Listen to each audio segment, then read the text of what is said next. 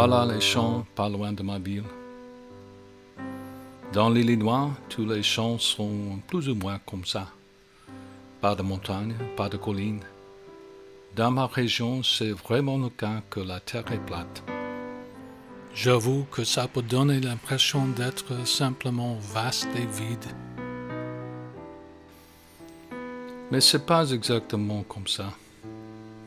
Ces champs sont une partie de ma vie.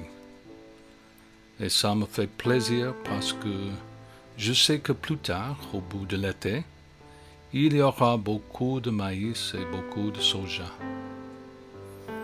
C'est avril et on peut voir les lignes où les fermiers ont déjà commencé leur travail. Donc les champs ne sont pas vides. On peut voir l'avenir. Également, à mon avis, c'est beau maintenant. C'est comme l'infini. Donc on peut voir en même temps l'avenir et l'infini. Et c'est pas tout. On peut voir aussi le passé. La Terre est plate parce qu'il y avait un grand glacier qui passait par là et qui repassait la Terre comme si la Terre était une grosse chemise. C'est l'explication scientifique. Et c'est gratuit. Et c'est pas totalement vide. Il y a des granges où habitent les vaches, les chevaux et les moutons, mais probablement pas les cochons, je crois. Ils sont autre part. Moi, j'habite dans la ville. Et c'est pas très souvent que j'entre dans les granges. Il y a une grange près de la ville où Mary-Lou et moi achetons les légumes et les fruits, même si les hirondelles volent partout à l'intérieur. C'est ironique peut-être que les granges qui sont les plus belles sont celles qui sont tombées. Je ne peux pas l'expliquer. C'est incroyable, je sais, mais il y avait des choses que je ne savais pas au sujet de ma ville, donc j'avais besoin d'aller à la bibliothèque.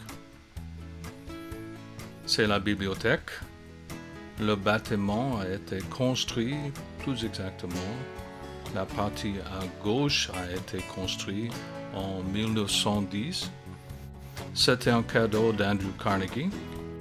Il a fait don de beaucoup de bibliothèques partout aux États-Unis.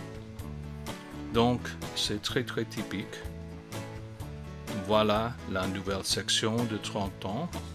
Les escaliers me dérangent parce que je suis âgé et paresseux. Ok, voilà les livres. Voilà la femme qui m'a aidé parce que je ne pouvais pas trouver les livres dont j'avais besoin. Ma ville s'appelle Sycamore, comme l'arbre. Prononcé en français, j'imagine que c'est comme sycamore. C'est une traduction du mot Kishwaukee, qui est un mot amérindien.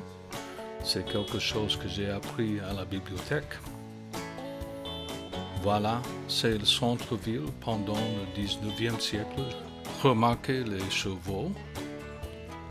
J'imagine que ça n'était pas parfaitement propre. C'est le centre-ville maintenant. Remarquez les voitures et les camions qui ne sont pas totalement propres.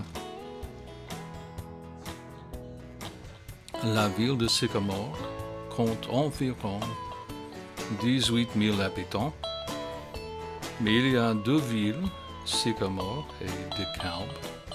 Les deux ensemble comptent environ 60 000 habitants.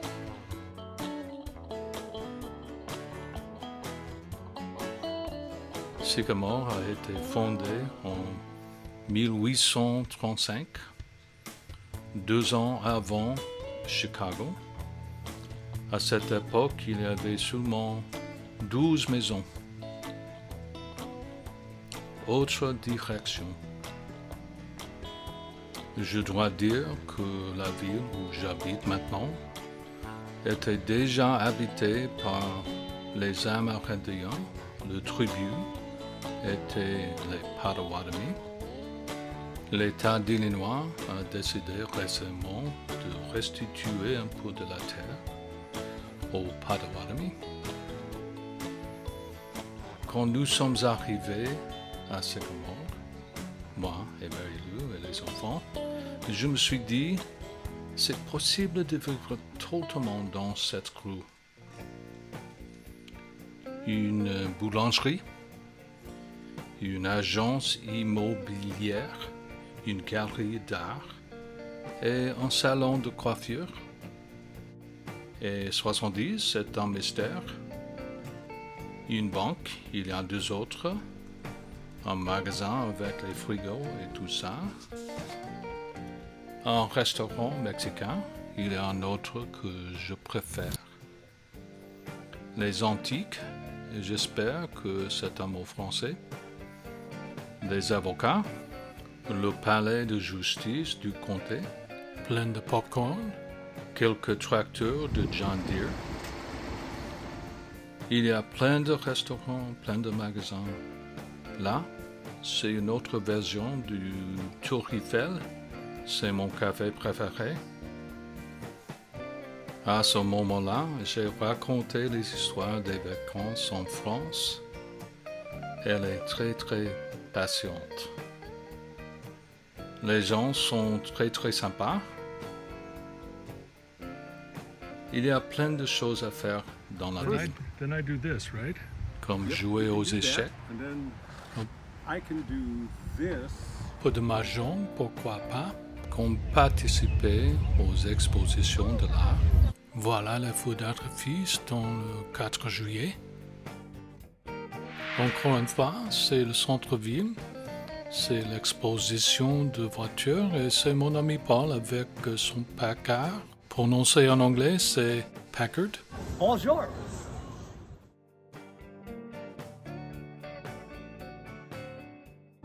Comme jouer de la guitare sur la terrasse au bistrot. It feels like a month since I kissed my baby goodbye. I can have a lot of women, but I'm not like some other time. I can find one to hold me tight, but I can never make believe it's alright.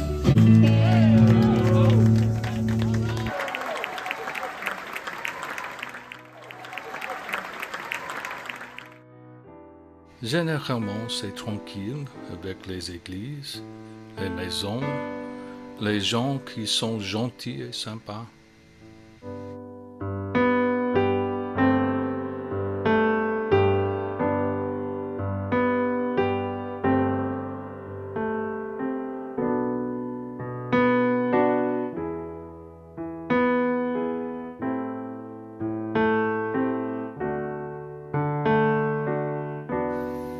C'est notre maison, cachée derrière les arbres.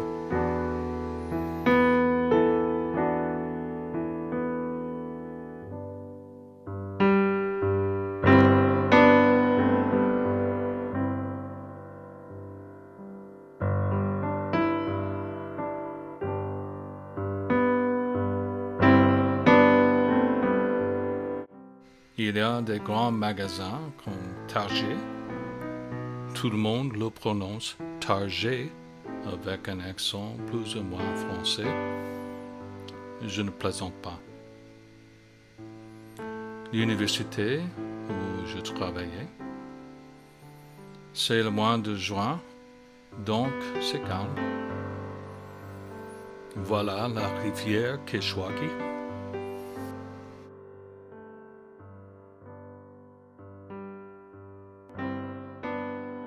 Je voudrais vous présenter les amis qui aimeraient parler français avec vous. Bonjour, je m'appelle Gary. Je suis un ami de Phil Eubank. J'habite Je suis près de pour rien, Phil. je suis pour rien. Eubanks. Eubanks, oh pardon. Tu me vois? Non. Non. Oui, c'est mon tableau que j'ai peint il y a quelques années maintenant. Oui. Et Pourquoi? hmm? Pourquoi? Bon, c'était vraiment pendant le Covid, n'est-ce pas? Et je ne sais pas de quoi il s'agit. Ça est sorti de ma tête. Say it like you're speaking to the camera. Bonjour. Bonjour. Bonjour. Bonjour. One more time. Bonjour. Bonjour. No, bonjour. Bonjour, mes amis. Anytime. Bonjour. Bonjour. Merci. Bonjour.